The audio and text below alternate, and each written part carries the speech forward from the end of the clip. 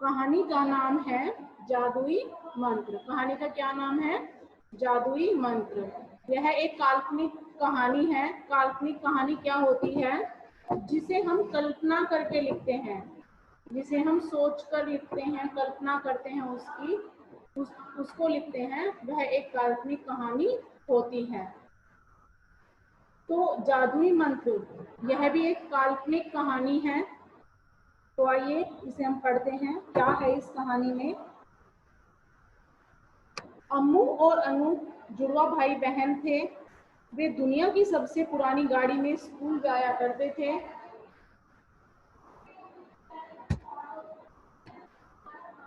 उसका आगे का दरवाजा अंदर से नहीं खुलता था। कई बार वह शुरू होने से ही मना कर देती। पापा गाड़ी में ड्राइविंग सीट पर आगे बैठे होते और उन दोनों भाई बहनों को सारे स्कूल के सामने गाड़ी को धक्का लगाना पड़ता। एक बार उन्होंने शिकायत की, हमारे सभी दोस्त हमारा मजाक उड़ाते हैं, यह गाड़ी पर्यावरण के लिए अच्छी नहीं है। अम्मू ने अपना चश्मा ऊपर करते हुए कहा। पापा बोले, यह क्या कह रहे हो? यह गाड़ी हमारे परिवार में, इससे आगे डोट लगाए, इसका मतलब ये है कि उसके पापा रुक गए, उन्होंने आगे बोला नहीं। अनूप बोला, हमेशा से ये इसे है, हमें पता है, इसे किसी संग्रहालय को बेच देते हैं।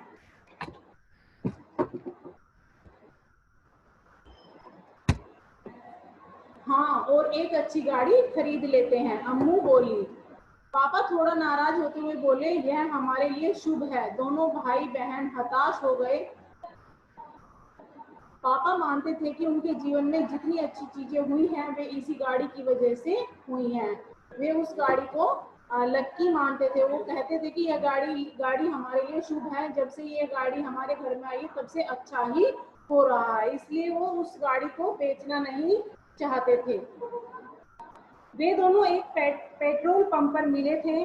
माँ अभी अखबार पढ़ रही थी, उन्होंने कुछ नहीं बोला। उनके प्यारे कुत्ते लड्डू ने भी इसी बातचीत को अनसुना कर दिया। दोनों भाई बहन अपने पिता से इस बारे में पहले भी हजारों बार बहस कर चुके थे, लेकिन उसका कोई हल नहीं निकलता था। यह गाड़ी पापा के लिए बहुत शुभ थी। दोनों भाई बहन पापा से लड़ते रहते थे कि इस गाड़ी को बेच दो और नई गाड़ी खरीद लो, लेकिन पापा उस गाड़ी को बेचते नहीं थे क्योंकि वो उस गाड़ी को शुभ मानते थे। उस रात जब वे सोने की तैयारी कर रहे थे तो अचानक अम्मू को एक ख्याल आया और वह बोली, क्या होगा अगर हम गाड़ी को अशुभ बना दें? अनूप पेट के बल लेटते हुए उसकी तरफ देखकर बोला, हम ऐसा कैसे कर सकते हैं? हम जादू का इस्तेमाल कर सकते हैं, जैसे किताबों और फिल्मों में होता है। उन दोनों ने एक उपाय बनाया कि हम पापा इस गाड़ी को शुभ मानते हैं तो हम इस गाड़ी को अशुभ बना देते हैं। इसलिए उन दोनों ने एक उपाय सोचा, जैसे किताबों और फिल्मों में होता है। हम जेनिफर से पूछ सकते हैं, वह सब कुछ जानती है, अम्मू बोली।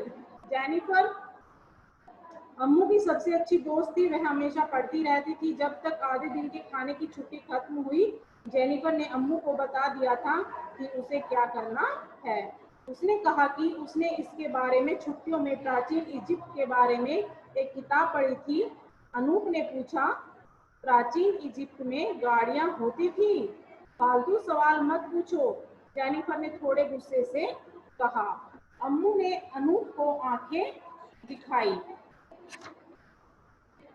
योजना के अनुसार दोनों भाई बहन ने घड़ी में आधी रात का अलार्म लगाया, लेकिन उसकी जरूरत नहीं थी। दोनों में से कोई भी एक झपकी तक नहीं ले पाया था। वे धीरे धीरे सीढ़ियों से नीचे गैराज की तरफ गए। अम्मू के हाथ में मुर्गे की हड्डी थी जो उसने रात के खाने के समय छिपा ली थी। गैराज के बाहर उन्होंने एक साथ मिट्टी खोदी और हड्डी का वह जो टुकड़ा था उसको वहां पर गाड़ दिया। अनूप फुसफुसाया, अब उन जादुई शब्दों को बोलो। अम्मू ने धीरे से कहा, आवड़ा इवड़ा बाजिंगा गाड़ी। उन्होंने अपनी सांसें रोककर इंतजार किया, लेकिन कुछ हुआ नहीं। अम्मू निराशा को छिपाते हुए बोली, जेनिफर ने कहा था कि गाड़ी को हड्डी के ऊपर से जाना होगा।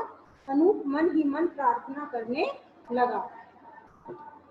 सुबह पापा ने गाड़ी चलाने की कोशिश की, लेकिन वह शुरू ही नहीं हो रही थी। हम धक्का दे देते हैं, अनूप ने उदारता से कहा। हाँ, हम कम से कम गेट तक इसे धक्का दे देते हैं, अम्मू बोली। पापा बोले, नहीं नहीं, मुझे मीटिंग के लिए देर हो रही है। माँ काम के लिए निकल चुकी थी। उनकी बातों को अनसुना करते हुए पापा ने उन्हें ऑटो रिक्शा में बैठाया और स्कूल भेज दिया। उन्होंने क्या किया, दोनों बच्चों को एक ऑटो रिक्शा में बैठाया और स्कूल के लिए भेज दिया। आधे दिन की खाने की छुट्टी की घंटी अभी बजी ही थी कि अनूप और अम्मू को प्रिंसिपल के ऑफिस में बुलाया गया। प्रिंसिपल ने उन्हें बताया, एक दुर्घटना हुई है। पापा अस्पताल में थे। अम्मू दंग रह गई। अनूप ने उसे देखा। उसने स्कूल की बस से अस्पताल जाते हुए रास्ते में अम्मू से कहा, यह उस जादुई मंत्र की वजह से हुआ। अम्मू अपने आंसुओं को रोकते हुए बोली, हमने यह जादू साफ किया था। क्या वे अनूप ने उसे चुप कराते हुए कहा, अभी कुछ मत बोलो। जब वे अस्पताल पहुंचे तो दौड़ते हुए अपने पापा के कमरे में गए। माँ ने मुस्कुराते हुए कहा, आ गए तुम दोनों। ऐसा लगा जैसे कि उन्होंने कोई दौड़ जीती हो। पापा टीवी देख रहे थे और सेब खा रहे थे। उनके पैर पर पट्टी बंधी हुई थी। अनूप चिल्लाया, क्या हुआ? पापा उसके जोर से चिल्लाकर बोलने पर चौंकते हुए बोले, मैं ऑफिस में सीढ़ियों से फिसलकर गिर गया। डरने की कोई बात नहीं है, बस हड्डी टूटी है और कुछ नहीं हुआ। मैंने तुम्हारी माँ से कहा कि तुम लोगों को बुलाकर परेशान न करे, लेकिन वह नहीं मानी।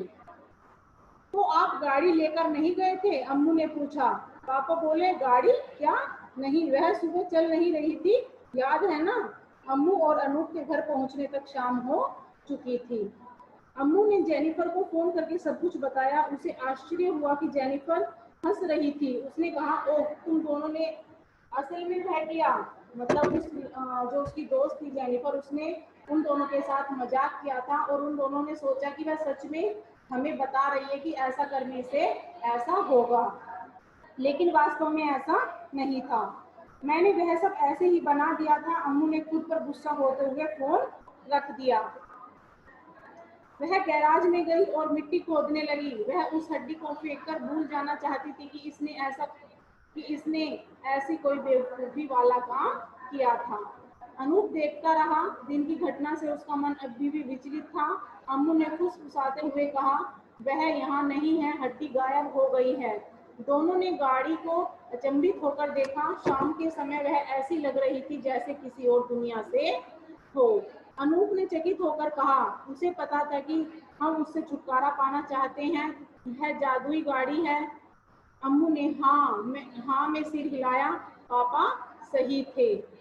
दूर बगीचे में लड्डू गैराज में की गई खुदाई से थककर अपने प्रिय आम के पेड़ के नीचे बैठा था। उसे हमेशा रात के खाने से पहले एक अच्छी हड्डी खाना पसंद था।